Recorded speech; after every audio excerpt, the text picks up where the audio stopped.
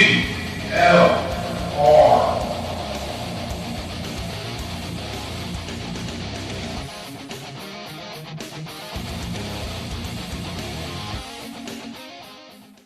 Obamacare. Ain't nobody got time for that. Stupid people are ruining America. The president just wants to take care of you. He just doesn't think you're able to do it for yourself. There's a very thin line between communism, progressivism, Marxism, socialism. The empire will strike back. You still don't know that this was political.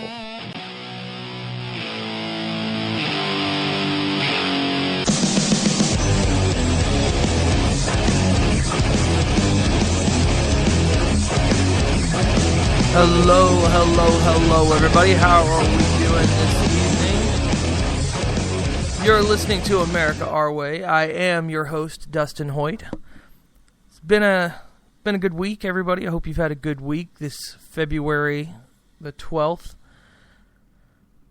Now, there's been a lot going on. I don't know how many of you have been paying attention. A lot of things I want to get to today. First off, we've got lots of stuff going on in Washington. We've got the debt limit. We've got Rand Paul's lawsuit against the NSA. Lots of stuff to talk about today. Now, first and foremost, the thing I like to start off with is arguments I've heard. This is the part where I like to get into arguments I've heard on Facebook from people and need to be addressed. Now, I like to think that these arguments are stuff that you folks deal with on a daily basis when you're talking about liberty, when you're talking about government, economics, all that kind of stuff.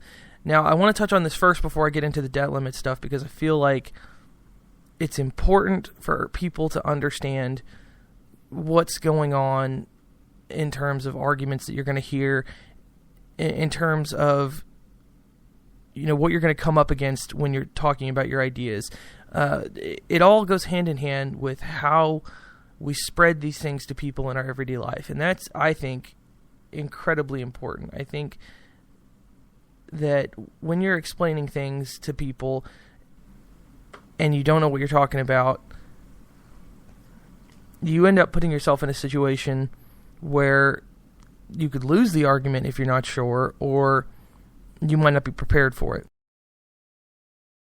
Now, clearly, you're not going to be prepared for every argument, but as I've said before, if you understand the principles of liberty, if you understand where they come from, every argument is simple, because it's not an argument. It becomes right versus wrong, and not in the moral sense where you just feel one way or the other, because in politics it's important that we don't base things on feelings. Policies are not judged based on good feelings behind them. That's not how it works. So, one of the things I've seen today is arguments against minimum wage. Now, I saw an argument today that one of my friends posted on Senator Cruz's wall, and I'm going to just go ahead and jump off there. Minimum wage laws hurt the poor. Now, this is 75% of economists agree that minimum wage laws are bad. They don't help. They're not good. And the idea behind them that everybody should make more money is not a bad idea. Everyone should make more money. In a perfect world, we'd all make $50 an hour, you know, if we're not already making that or more, and we would buy all the nice things we want, and we'd never have a problem paying our bills, and we'd live in big houses with picket fences and dogs, and all of our kids would go to school, and we'd all have degrees, and we'd all love what we do, and we wouldn't work too much, and we'd all get off on the holidays, etc., etc. Now, over the rainbow, where something like this might actually be possible, it might make sense for laws to be passed to support higher wages for workers. But what people don't seem to understand is that supporting higher wages for workers is not the same thing as raising minimum wage. Sure, everybody thinks workers should make more money. The question is, should they make more than they earn? And this seems to be the chief confusing point. And I ran into this at work too. And just in conversations with regular people, everybody says, if you work 40 hours a week, you ought to be able to support yourself. You ought to be able to live on whatever it is you're doing working 40 hours a week. Now, I agree. If you're doing something for 40 hours a week, you ought to make enough money to support yourself if that's what you're choosing to do. The problem is, if you're choosing to do something that's not skilled labor, it's not something that requires the use of your mind or a skill set that you acquired in college or from years of working in an industry, or even, something dangerous.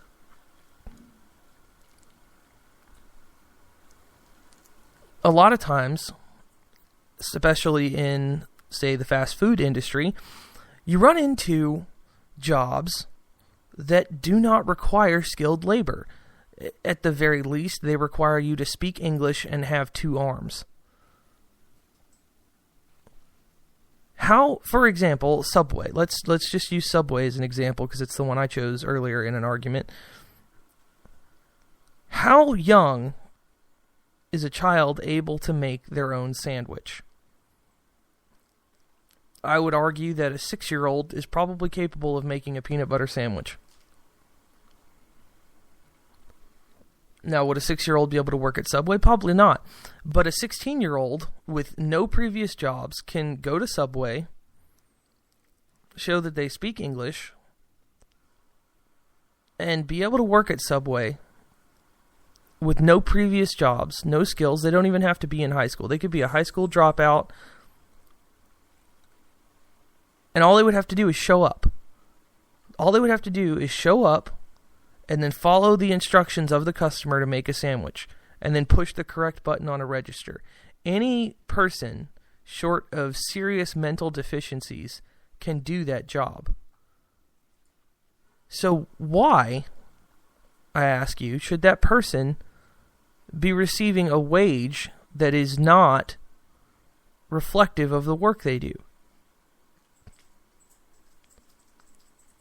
The liberals will tell you, well, how come the CEO makes so much? Or how come the top level gets paid so much? How come the company turns all this profit?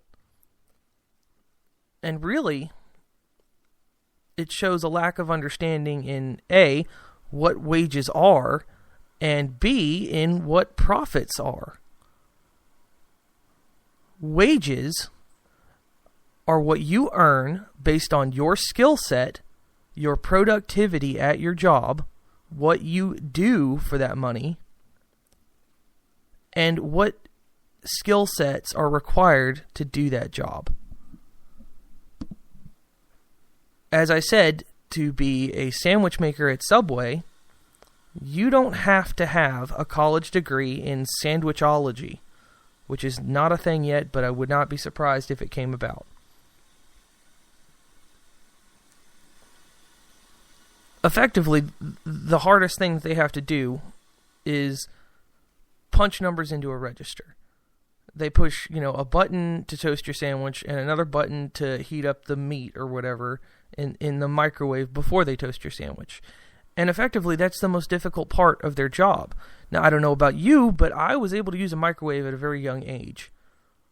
Let alone working in a place where you don't have dangerous objects to accidentally be put in there. You don't have to worry about a fork being left in there, for instance, because they don't use a fork at Subway when they're making a sandwich. So why should that person make, say, $10 an hour? What justifies that? Well, the answer is it doesn't justify it. In a true free market, Subway would be able to say, we're going to pay X amount of dollars. And then people in America, or we're just using America for an example, would be able to say, yes, I will work for that price, or no, I will not. And if Subway offers too little to the people that are making sandwiches, then very few people are going to take that job. And as a consequence, nobody will want it. Now, on the other hand, if they offer too much, they'll have to increase their prices and nobody will buy their sandwiches. This is what we like to call market equilibrium. It's a sweet spot between how much they can charge and how much it costs them, Subway, to make the sandwich. So you've got the price of the sandwich, the price of the place, upkeep, that kind of thing, and then the price of the worker. You combine all that and, what people are willing to pay, and that's where you get wages.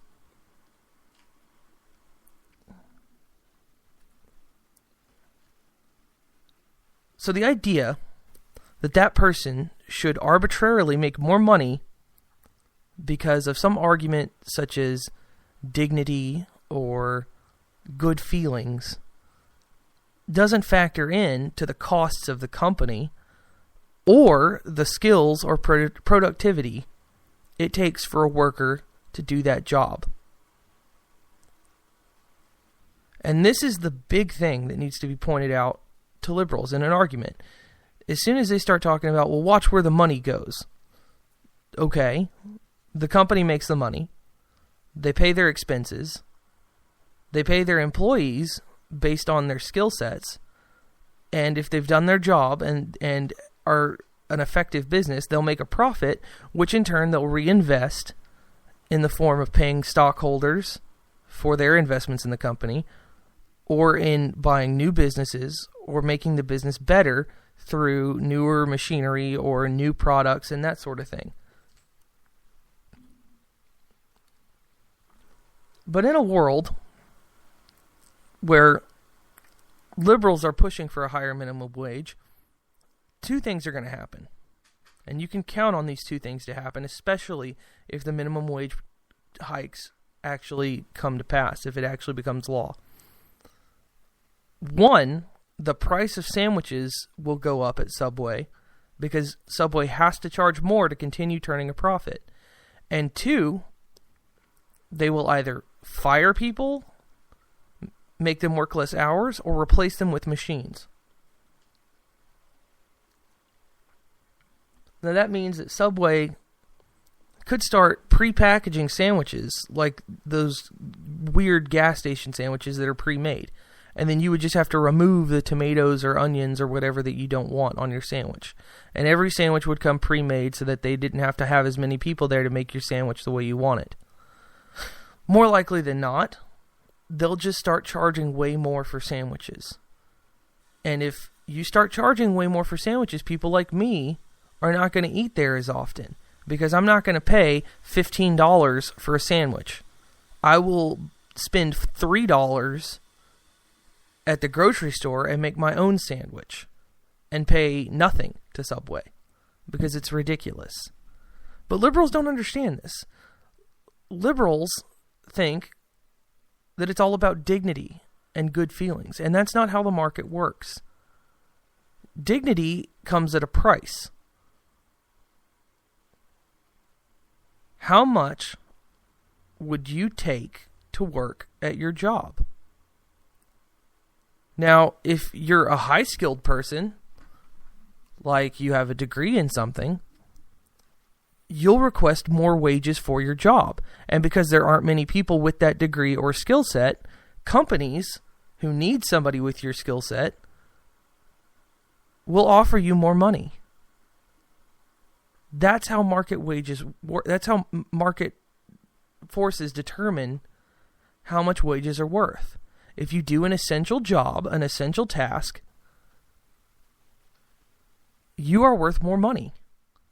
And if you do it better than everyone else, you're worth even more money than that. This is what liberals do not understand.